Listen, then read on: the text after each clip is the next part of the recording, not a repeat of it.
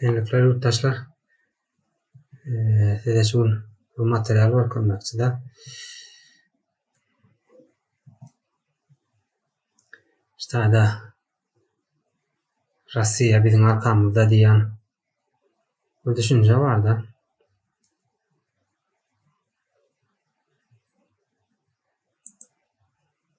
Şu hakkında sizlerle birazcık bilgi paylaşmakçı.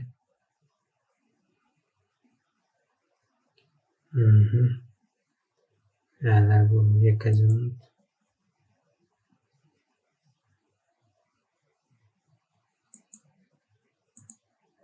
Evet.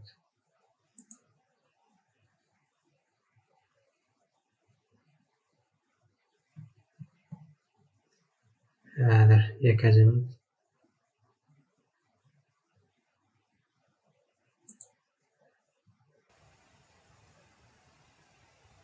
Войну уже в Евразии. Я, на самом деле, еще стою искренне за то, чтобы вот эти вот территории, откуда едут к нам гастарбайтеры, чтобы их присоединять просто целиком и уже на месте их, ну, как бы обучать русскому языку. Чтобы не здесь их учить, а там уже, собственно, там, в Узбекистане, допустим. Спасибо. Şimdi bu neme Zahar Pırlep'in değil ya buna siyasetçi paramilitarist ya da yani hakkına tutma koşunun başındakilerinin biri. Şimdi şey yankı yazısında Rusça ya Türkmençe var koydum ben. Yani bir de gelen gastarbajtlar vardı ya da ortaya gelen migrant işçileri öz yurdunda da yani şoların teritoriyalarında ya da yurtlarından diye yok şoların teritoriyası yani yaşayan toplum ya topraklarını diye var ya da şu taylarını özmüde koşup alalım diye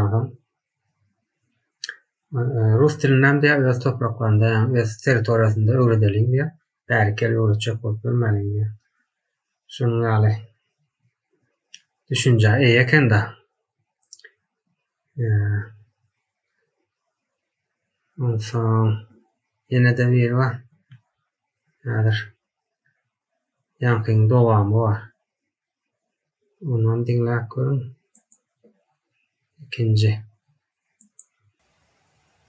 А себя фашистами они не считают. Мы будем, я всерьез на самом деле говорю, я не шучу, не валяю дурака, будем далее продвигать тему, дезавуировать документацию о распаде Советского Союза, что позволит нам в любой момент, собственно, сказать, что так как 2 миллиона ваших граждан находятся на нашей территории, мы, собственно, претендуем на вашу территорию, потому что большинство ваших здесь, они уже проголосовали даже за это. Ну или какая-то другая форма, на самом деле, может быть придумана. Кто нам запретит после парада в Киеве, собственно говоря, что-либо сделать полезное на евразийской территории? Никто. Непонятно, правда, о каком... Aşağıdan muhtaçlarına ikincisinde ne mi diye yankı Pırlep'in, Zahar Pırlep'in. Sizin diye grajdanlığınız diye köpüsü diye milyonlar şimdi Özbekistan'ı yüzleniyor da yani Orta Asya, Özbekistan, Türkmenistan, Kazakistan hem ne değişti de yani Orta Asya'nın yönünde. Sizin grajdanlığınız diye yani yaşayıcılığınız diye köpüsü bizde işlep böyle diye olur diye sesler yani koşulmana arzu ettilerdi yani sesler bunun 1991 yılın 8. ve 24.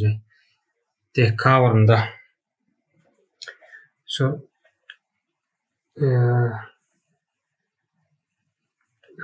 hava 8. ve 20. dekabr aralıklarda 1991 yılda tez övülatsa ya da yani şu üniversitenin seslerin bu oyunda üniversitenin Cumhuriyet yani Respublikaların diye bağımsızlıklarını arada kontraktı anlaşılan yani şunu diye pozcak diye yani şunu gerçek değil yani hakiki değil o arada diye emedecek diye açıklayacak dediler diye. O zaman diye Kiev'deki parattan sonra diye Evrasya diye da Evrasya ile Orta teritorisi aşağılarını Orka'da da Sibirya çele şu tayda diye özüm için pedalı işletmeler kim bilen ömründen çıkıp bilerdi yani.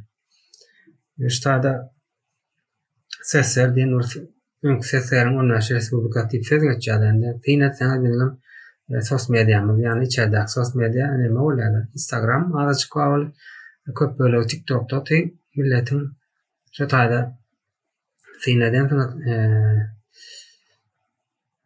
yani sayıldığın eşkleri şu 40 başta urşun nemesi spasiba dedi haber zap haber yani şu sayıdan kalan simvolikalar atributlar yani hareketler şunun barını görket geçendirler yani şey ki zahar pürlepinin aytyan des evliyatsa diğer şun sesler yani izna gelmek yani basıp almak ya da yani odan sözlen olar görülüyor aslında yine önkü Üniversite Respublikan özünde koşmakçı diýipdi.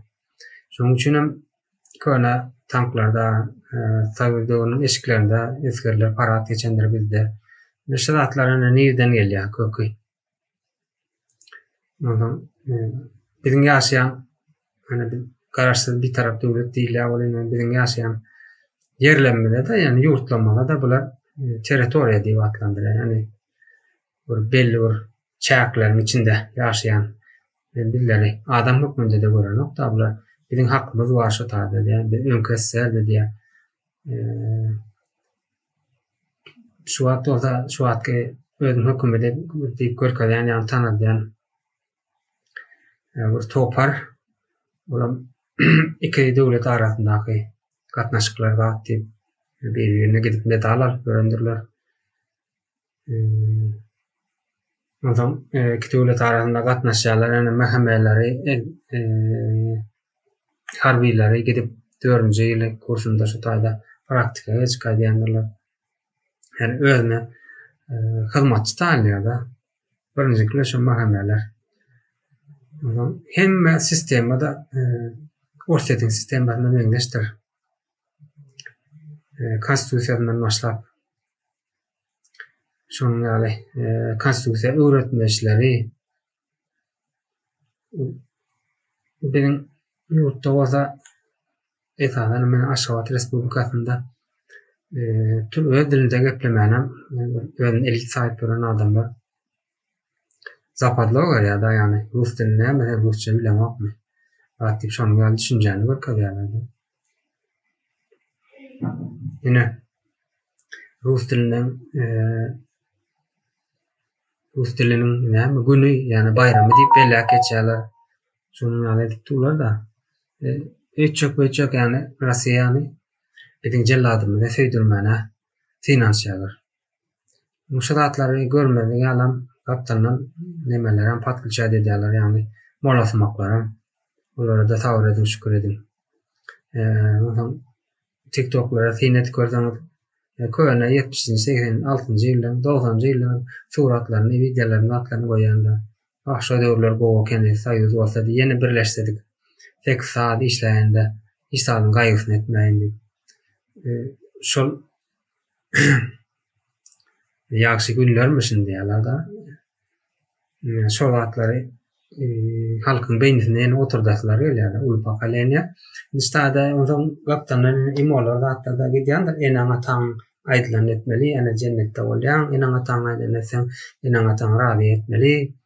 Bizim en atalarımız billerden ulpak alenya diýip şolar saýyl döwürde ýaşan 8 saat işlen aýlejini alyp gelen doğru. Şo döwür gowdy diýip nemeler ha. Indi sen ütreşmeýärda ýaşly ütreşmeýär sana molasy muhabbetden enaňa taň dogry diýip aýtýar diýip sen onu dinle diýip. Bunu şöyle perwon etmeli, terjime etmeli özüne. Dinleseň jennete gidersiň diýip. Kaptanyň dini, bir kirler onu nemetden sokýarlar dinini. Şo mukadip. Ol enaňa taň bolanda näme? Diňe bir adamyň meselesi toplum jahil goýulanda saýyl döwran. Onuň sen jahil adamy aýdyňam aýyrsalar, milliliň aýyrsaňyz gidip öz topragy bolman, öz mülki bolman, ýani şahsy bolman potrat bolsa da işläp ýörjek. Hiç tapady bilmeýär da jahil adamlar. Onuň jahil adamyň sözüni dinlemek dogrymy? Ene Zahar Pirlepin Russiýanyň raşizmi ýüzüni açyk görkezdi. Onu odan raýda görülýär bolýany şöyle düşünmende meselenin topraklaryny ýani ýurduňa döwlet hökmünde hasap edemdik. Ol bir territoriýa diňelýär. Onuň biziň territoriýamyz, ýöň universitetimiz. Ýöň biz bardyk şo taýda biziň hakkymyz bar şo taýda. Ýene guşguda hajymyz bardy. Hemenim tarakanat deli işte hemenim mollası moklary işte şuýdyp halky ýaşlar has röwlitse ýakyn bolan soňlar ýani bu ýagdaýdan ýadalar ne ýyllar boýy şeýdip seret görýärler dünýäniň ýüzünde internet gelmegi bilen dünýä açylýar olar böyle ýaşaýyşyň näde olduğunu diýip bilýärler. Hem şoň üçin hemme taraplaryň terör topar ýakdýarlar da bizim halkymyzyň enatasyny diňle diýer, tawyş göret diýer, ine saýyw gowdy diýer, ýene de birleşeliň ors bolmasa, ruslar bolmasa biz Talibançylar. Şonuň ýaly zahar birleşmelerden parlamenter yani liderlik görkezýär.